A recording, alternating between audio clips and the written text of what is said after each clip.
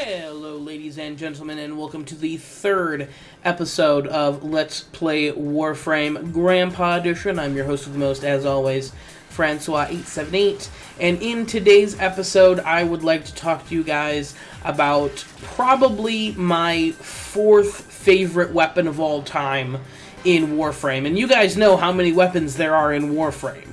So having it be the number fourth favorite weapon, that's a big deal. It's got a lot of weapons below it.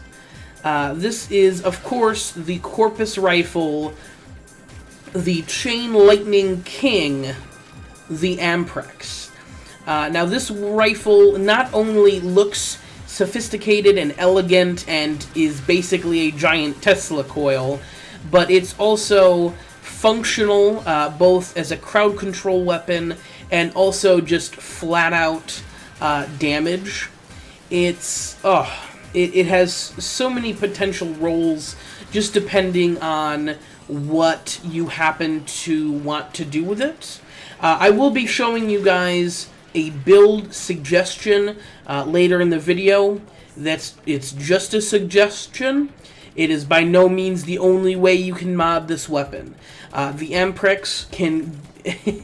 there is legitimately a lot of different things you can do with this weapon. I'm not just talking it up. It can be used as a crowd control weapon. It can be used for pure damage, depending on the level of the enemies that you're going to be fighting. And even if you do decide to go pure damage, it still has the possibility to do a good bit of crowd control, depending on how you mod it specifically.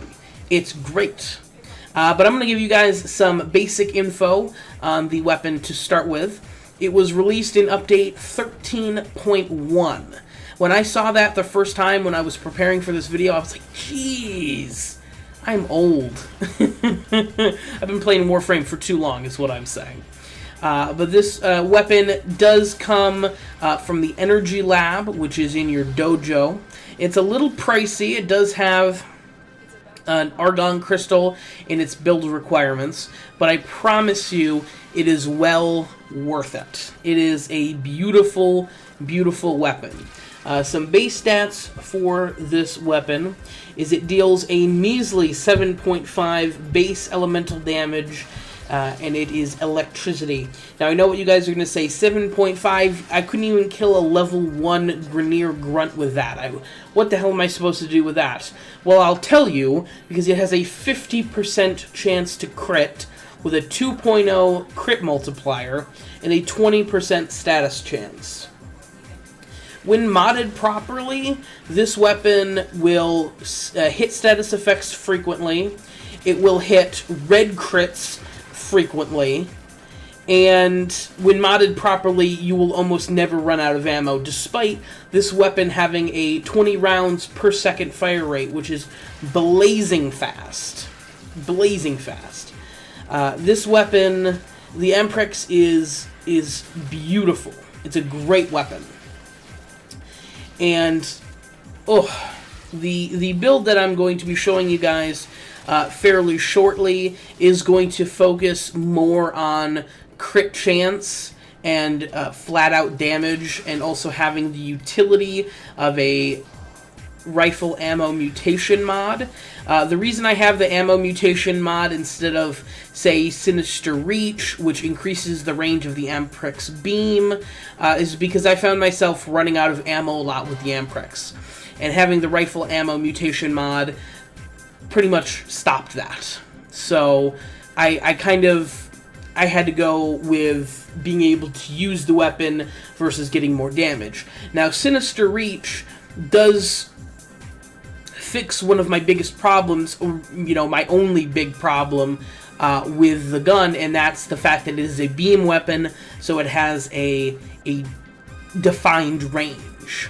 Not only does the initial beam increase in length with Sinister Reach, but also the Chain Lightning that jumps from enemy to enemy, that also increases in range.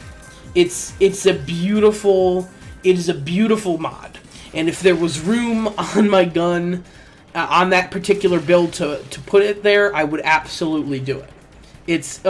Sinister Reach is great. But for the build that I showed you guys, it's a crit chance, crit damage build. I have Point Strike and Vital Sense on there. I also have 2 status chance elemental damage mods on all of my builds. 2 status chance elemental damage mods will bring the status chance up to about 44%. And that is a pretty decent amount. I found myself being able to hit status effects on enemies that lived through the initial second of damage pretty frequently. So if you choose to mod this particular weapon just for electricity, which will give you the stuns, or if you choose to mod it for, let's say, radiation, so you can have the enemy confusion, or corrosive, so you can reduce armor, you will be hitting those procs very frequently, and it will make the gun much more effective. And it's a simple gun, and it looks awesome, and it's just one of my favorite weapons of all time. There's a lot of different stuff you can do with it. And that's pretty much it, ladies and gentlemen. I highly recommend you go out and pick this weapon up if you have not already, because it is fantastic. I can't talk it up anymore. But thank you guys very much for coming. Please look out for the next episode of Let's Play Warframe Grandpa Edition coming very soon. I do have the next probably 5 episodes planned. It's just kind of a matter of sitting down and recording them. So it is not a dead series. I know it's been a couple of weeks since my last one. I just had there was a lot of stuff going on, and this is basically what got put on the back burner.